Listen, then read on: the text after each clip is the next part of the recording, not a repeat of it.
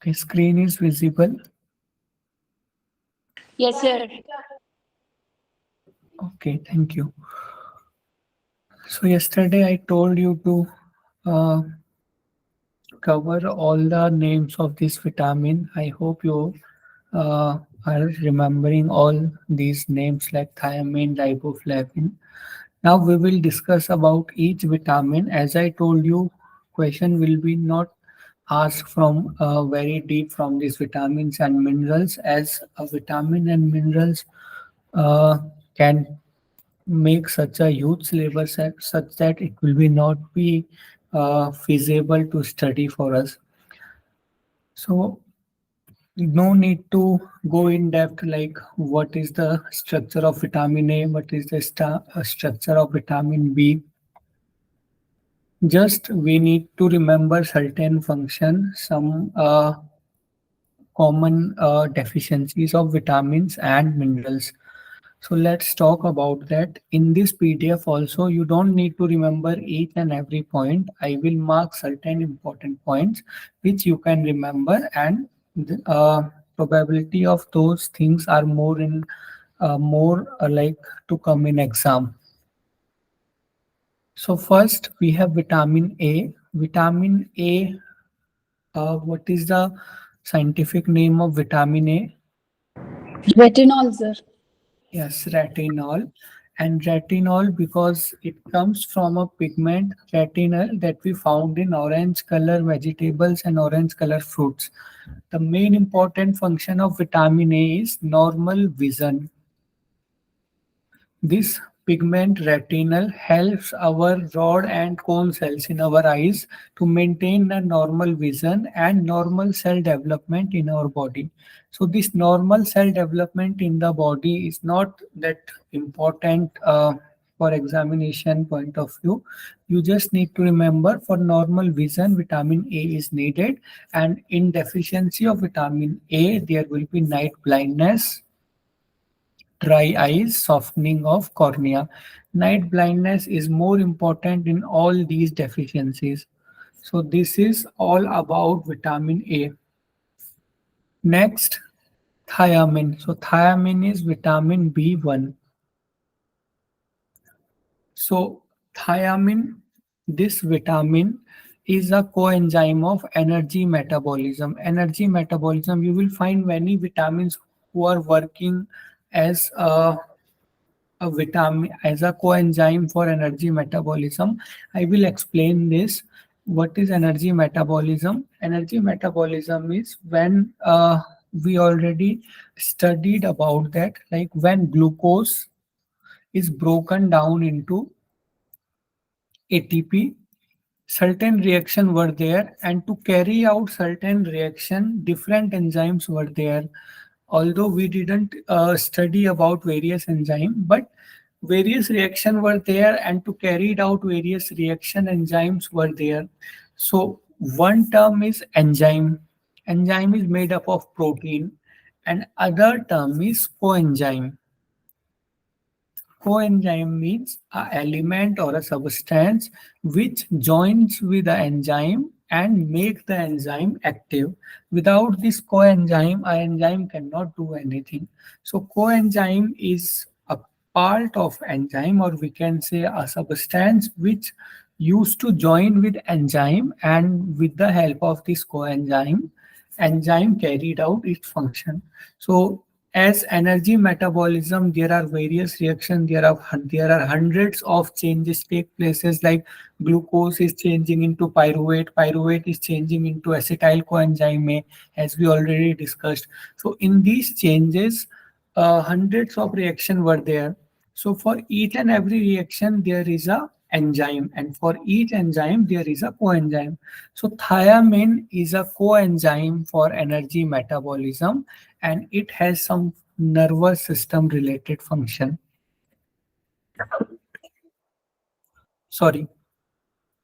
So this is also not that important, but deficiency of thiamine, very, it is very much important. So for each deficiency of various vitamin B, whether it is vitamin B1, whether it is vitamin B2, this deficiency is important. So thiamine leads to beriberi. Next, riboflavin. Riboflavin, it is also a part of coenzyme in energy metabolism, and it is also responsible for a normal vision. As most of the vitamin, they are engaged in various function. As I already told you, most of the function we cannot even write down. So we were only discussing with important function. Okay, just a minute.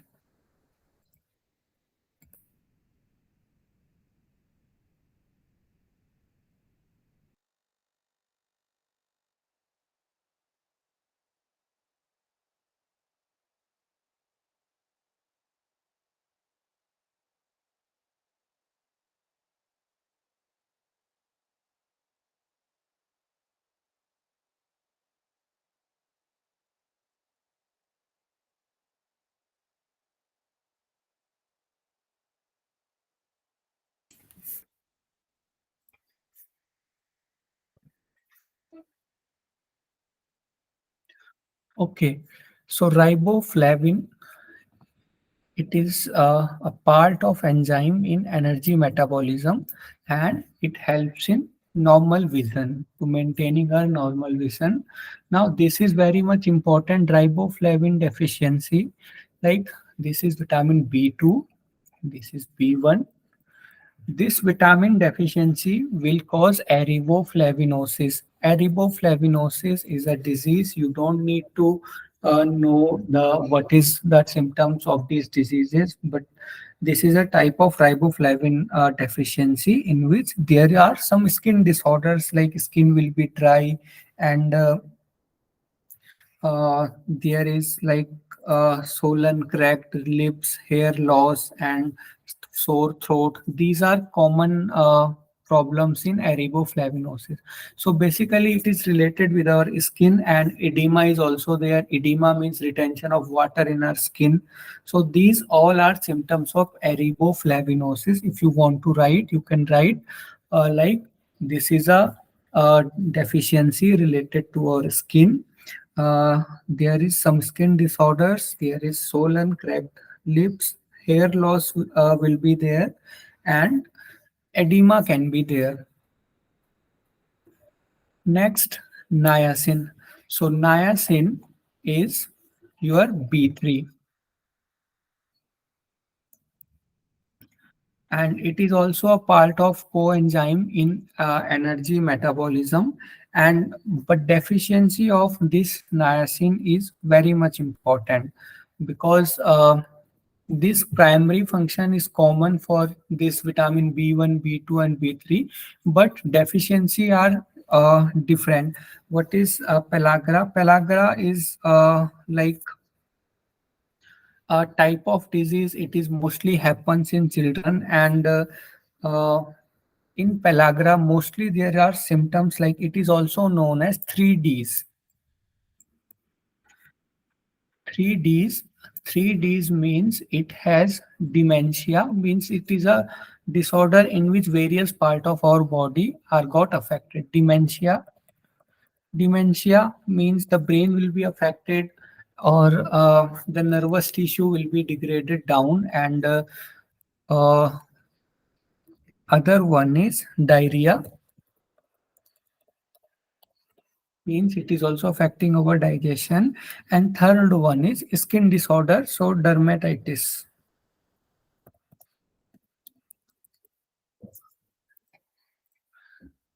These are common symptoms of pellagra. It is known as 3D: dementia, diarrhea, and dermatitis. Again, no need to remember this, but if you will remember this, then it will be easy to remember this pellagra. It will just come into your mind. So next one is pantothenic acid. It is B5. You can also remember this panto. Panto means 5.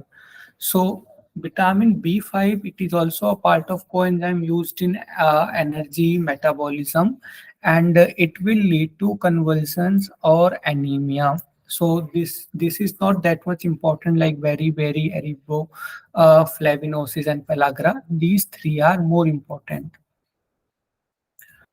Okay, next vitamin B6.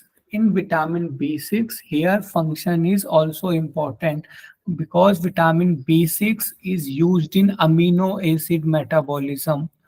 Here vitamin B1, B2 and B3. This you can write, small point you can write on your notebook so that it will be easy for you to remember or to study. Vitamin B1, B2, and B3, these are involved in energy metabolism. And vitamin B6 is involved in amino acid metabolism and it helps make red blood cells, assist in conversion of amino acid tryptophan to the vitamin niacin. So this vitamin B6 is also helping a conversion of amino acid tryptophan to vitamin niacin. Means this is also helping in production of vitamin B3. So these functions are important. Again, if this vitamin is helping in production of red blood cells, so deficiency of vitamin B6 will ultimately leads to anemia, nerve damage, seizures, skin problem, and sores in mouth. The most important deficiency is anemia. So you need to remember this. Next one is biotin. So biotin, most important function of biotin is it is strengthen hair and nails. It is very much important for our hairs. It is very much important for our skin and nails. That's why you can see in many uh, oils and many shampoo advertisement, you can see they claim that they have biotin in their product. So biotin is mostly helpful in for a healthy skin, for healthy hairs, and it is also part of coenzyme used in energy metabolism. Again, it is used in cell growth, helps maintain a steady blood sugar level. So this point you need to remember, right? Biotin is also helping to maintain a steady blood sugar level. Now, deficiency of biotin will lead to changes in mental state, dry skin, fine and brittle hair. These deficiencies are important because these are most common deficiencies. Fungal infection, hair loss or total alopecia, muscular pain, skin rash. Skin rash will be there, and this skin rash is not like just some allergy or something. It will be like sunburn. Seborrheic dermatitis. Seborrheic dermatitis means it will not lead throughout your body. It will be only limited to some of your we can say some of your forehead region, some of your head region. So this alopecia and seborrheic, these are limited to your head. You can write this alopecia, it is loss of hair from your scalp region, from your forehead and middle head region. And this seborrheic dermatitis, this is also related to your forehead and scalp region. Means dermatitis will be there, skin allergy will be there, but only limited to your head. So biotin deficiency, it is directly related to our hairs, our scalp region, and most important function, strengthen hair and nails and helps to maintain a steady blood sugar level. Next, we have folate or folic acid. Folate or folic acid, this is a coenzyme used in synthesis of new cells. Now, the most important deficiency of folate and folic acid, it is megaloblastic anemia. So megaloblastic anemia, what is this megaloblastic anemia? Megaloblastic anemia means when the size of RBC increase drastically. Like this is a common RBC size. RBC, what is the shape of RBC? Round, sir. How biconcave we can say, Yeah. or books there is biconcave is written there. But this in this megaloblastic anemia, some of the cells called megaloblast, what they do, they just change shape of this RBC, and because of change of the shape of RBC are unable to transport oxygen in up to the extent in which they are carrying in this shape. So this megaloblastic anemia is important in deficiency of folate or folic acid. Now again, this vitamin B12, this also take part in synthesis of new cells, and the most important feature of this vitamin B12 is pernicious anemia. This pernicious anemia is also like a type of anemia, but just the cause varies. What happened in pernicious anemia? Pernicious Any anemia. other deficiencies of folic acid, those are not important. Should we not look at those? Yeah, you can skip all these like diarrhea, loss of appetite. These are common deficiencies. Megaloblastic anemia. This is actually some prominent deficiency. Actually, what happens in these vitamins and minerals, a deficiency of a single vitamin will lead to many much changes in our body. So out of those changes, only we have to consider some, like in this deficiency of folate or folic acid, megaloblastic anemia is important out of all these. Or if Yes, sir. yes, if you want to just study some more than this one, birth related to babies, like premature babies, or if there will be premature delivery, there will be low birth weight babies. So this you can remember, or else all the points are like common in every vitamin deficiency.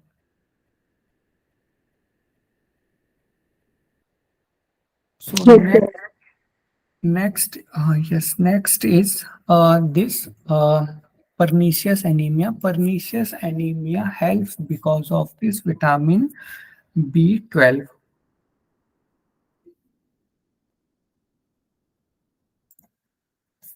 Okay.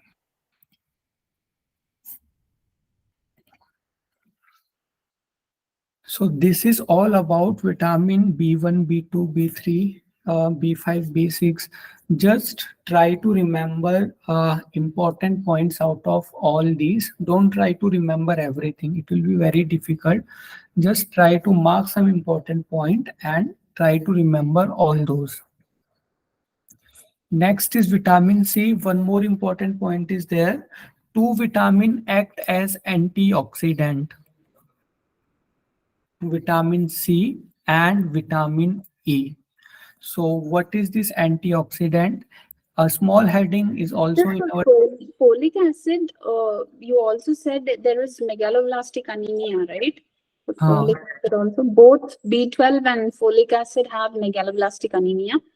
yes, both this folic acid and B12 will have megaloblastic anemia, but B12 is more related to pernicious anemia. Like megaloblastic anemia will be there, but in less condition. In more condition, like mostly vitamin B12 is related to pernicious anemia, and folic acid is related to this megaloblastic anemia. And one more thing, vitamin B12, it is also related to nervous system, nerve cell death. So you can remember megaloblastic anemia in this vitamin B12 or skip this, because pernicious anemia is more important, and if question will be there, it will be from pernicious anemia. Yes, sir. Okay. Okay. So next, antioxidant. Two vitamin act as antioxidant, vitamin C, vitamin E. Now let's talk about this antioxidant. Antioxidant are also in our syllabus.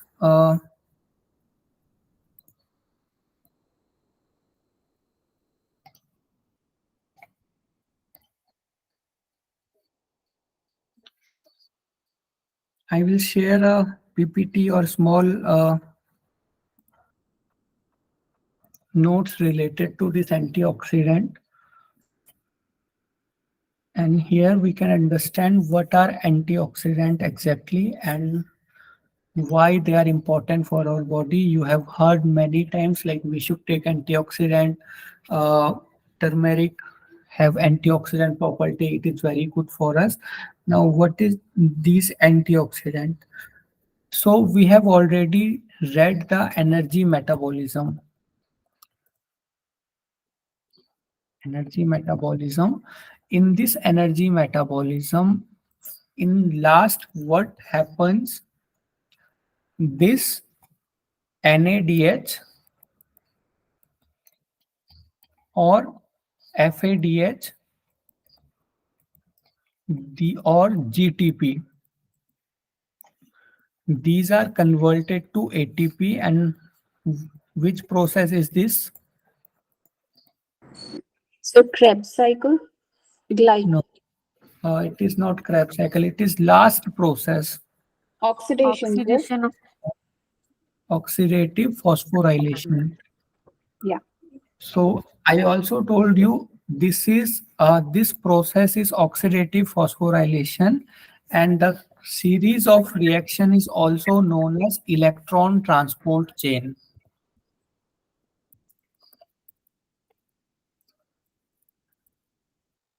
Electron transport chain.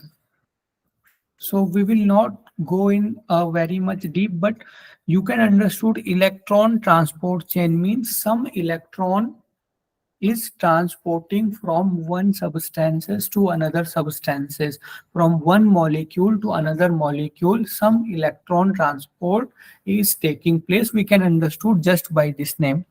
What is electron? Electron is a negative charge particle.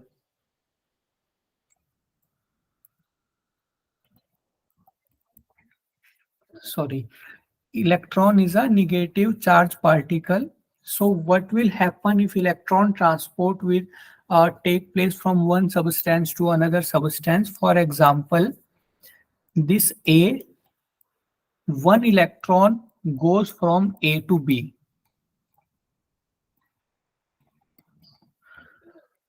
One electron goes from A to B. So what will happen to these A and these B? A will change to a positive charge particle, A plus, because it lost one of its electron. And B will change into Negative. negative charge. Are you getting this? Yes, sir. Everyone is neutral, and everyone is neutral because everyone has equal number of electron and equal number of proton. Means electron are positive charge, proton are electron are negative charge, proton are positive charge. So everyone is having equal number of electron and proton. Every molecule is having.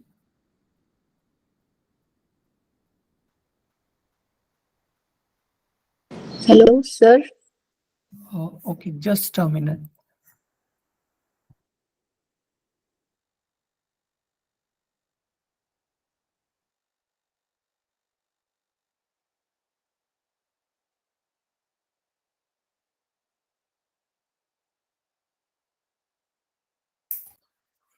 Am I audible? Yes, sir. Okay. Electron and proton. So electron are negative charge particle, proton are positive charge particle. Every substance has equal number of electron and proton. For example, let's take a substance X. X will have 7 number of electron and 7 number of proton. So that the equal charge on X will be 0, neutral. But if from A, electron is going to B, what will happen? The proton number will be increased. So A will have positive charge, and in B, electron number is increased. So B will have negative charge. Are you getting this? Yes, sir. Okay. So now you understood in electron transport chain when this oxidative phosphorylation, when electron is transporting or electron is transferring from one compound to other compound, these charged particles are getting produced. And we call these charged particle as reactive oxygen species. As I already told you, oxygen is needed only in this phase of energy metabolism. Oxygen is needed only in this step of whole glycolysis or Krebs cycle. Only this step need oxygen. So because of what is this A? This A is actually oxygen. So because of oxygen, these positive and negative molecule are getting produced. So we call these as reactive oxygen species. Why we are calling this as reactive oxygen species? Because if a substance is having no charge, then it is not reactive, because it is already having same number of proton, same number of electron. It is unreactive. But if this substance will get charged, whether it is A plus or whether it is A minus, so now it is reactive. Why it is reactive? It will try to attack other molecule, and if it is having positive charge, it will try to snatch an electron from other molecule, and if it is having negative charge, it will try to react with other molecule and try to give it its one electron to other molecule. Because in chemistry a general rule is every molecule is trying to be stable. In our life also everyone is trying to be stable. So if a person is already stable, it will be unreactive. But if a person is not stable, having positive charge or negative charge, anyway it will try to uh, be stable.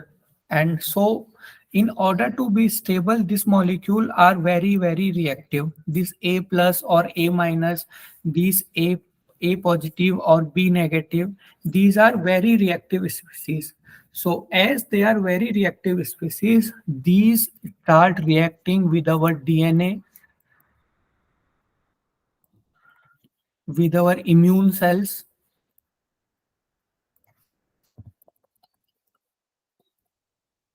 with our skin cells, or any other cells of our body, and try to damage them. So these reactive oxygen species, they want to be stable, they want to get an electron in case if they are positive, or they want to give their electron to someone in case they are negative.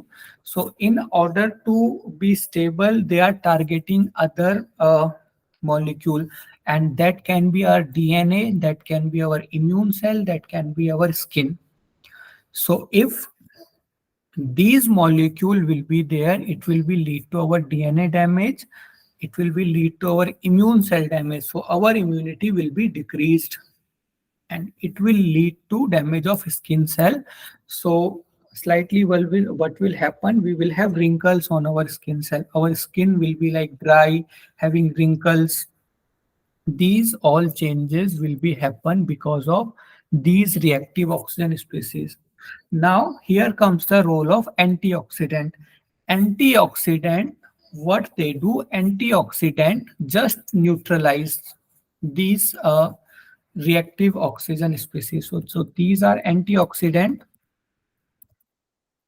and these are ROS, reactive oxygen species. What antioxidant will do? Antioxidant will just neutralize these. A positive, they will become A, and a negative species will also become neutral. So this is work of antioxidant. So antioxidant are neutralizing reactive oxygen species, and by neutralizing, they are saving DNA, they are saving immune cell, they are saving skin cell from being degradation. Uh, is this clear now? Yes, sir. Yes. Okay. If someone has any doubt in all this process, No, sir. okay. So I will provide a small note on this reactive oxygen species or antioxidant. So I think you understood what is the concept of antioxidant or reactive oxygen species. Now again, let's comes to this vitamin C and vitamin E. Also, there are various other antioxidant also, but out of these, vitamin C and vitamin E are very much important. These vitamin C and vitamin E work as antioxidant also, means they are also having many other function, but they are also involved in antioxidation, means they are saving our cells from being degraded by reactive oxygen species. So one more function of vitamin C is collagen formation in the skin and helps immunity. How it is helping in immunity? Because it is doing function of antioxidant and saving immune cells from reactive oxygen species. So this vitamin C deficiency is very, very important. Scurvy. Now vitamin D.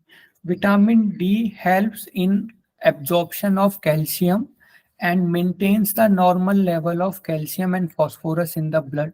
This vitamin D is very much important in maintaining normal level of calcium and normal level of phosphorus in blood and helps in absorption of calcium and phosphorus from gastrointestinal tract. This vitamin D deficiency will lead to rickets, osteomalacia, and osteoporosis. Now, there is a very small difference in this osteomalacia and osteoporosis. You can write it down. Vitamin D is very much important. Calcium is very much important in hardening of our bones. If we will not have proper calcium in our bones, what will happen? Our bones will lose their rigid structure and they will become porous, they will become soft. So for hardening of bones, for strength of bones, calcium is very much required. Now, if you are not taking proper calcium and because of deficiency of calcium in your diet, if there is deficiency of calcium in your bones and then there is like weakening of bones is there, then we called it as osteoporosis. Osteoporosis means the bone become porous. Here a word porosis. Porosis means bone become porous. Porous bones, soft bones because of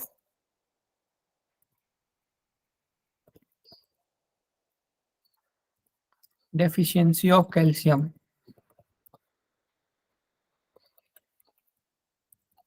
in diet. This is osteoporosis. Now, osteomalacia. What happened in osteomalacia? We are having adequate amount of calcium in our diet, but still deficiency of vitamin D.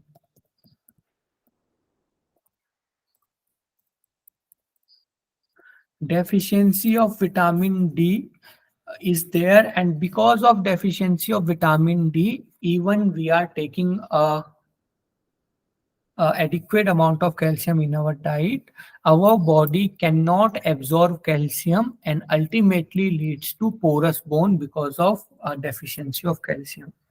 So the difference is in osteoporosis, we are having deficiency of calcium in our diet only. And in osteomalacia, we have deficiency of vitamin D.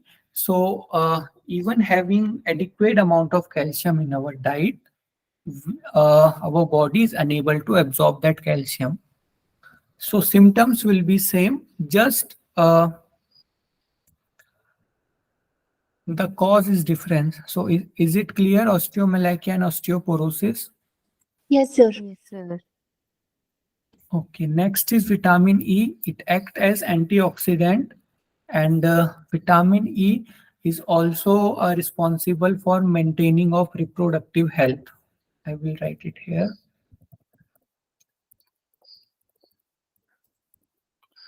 In both males and females, vitamin E is responsible for maintenance of reproductive health. Now, vitamin K helps in blood clotting, and if deficiency of vitamin K is there, the blood clotting will not be regularized, and blood clotting will not be done in the time it should be. So, it will lead to causing problems with blood coagulation.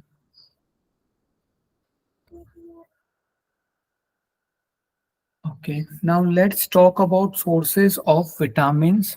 So, for vitamin A, orange color or green vegetables, sweet potatoes, mangoes, as I already told you, like every orange color vegetable or fruits, there will be vitamin A because of this retinal orange color pigment.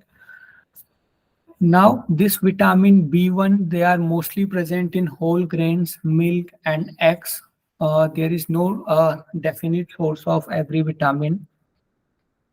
Vitamin C, you need to remember, it is in citrus fruit and sour fruits, tomatoes, strawberries. Up to some extent, it is also present in potatoes, but in very limited amount. Vitamin D present in milk, fatty fish, some fish liver oils, and eggs. Only in dairy product vitamin D is present, and our body can produce vitamin D, and there is no plant source. It is vegetarian sources, and there is no plant source of vitamin D. You are taking cholesterol. I already told you 7-dehydrocholesterol. Our body will produce a vitamin D with the help of 7-dehydrocholesterol. So this vitamin E and vitamin K, also green leafy vegetable, there is no like particular sources of each and every vitamin. As I already told you, if we are having seasonal vegetable in good amount, then we can have all vitamin and all minerals. So minerals are chemical element found in soil or grounded water.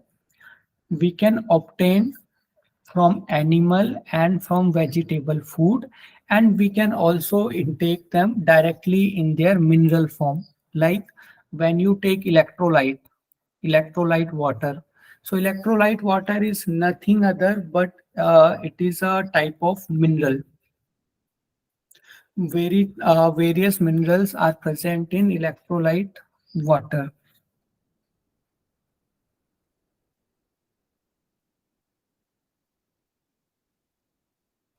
Okay, so we will stop here today. Actually, I have some work, so I have to go early. We will stop here today. I will share the slides of, you have slides of fats. No, sir. Okay, I will share the slides of fat. For vitamins and for minerals, I will also share slide. So please go through these mineral also, because in minerals, there is also like you don't need to remember each and every. So once we will finish these vitamins and minerals, then we will move to fibers and water and dietary fiber. So in today's class, I will try to finish all this water and dietary fibers plus BMI. We will try to cover. So in today's class, you are having any doubt?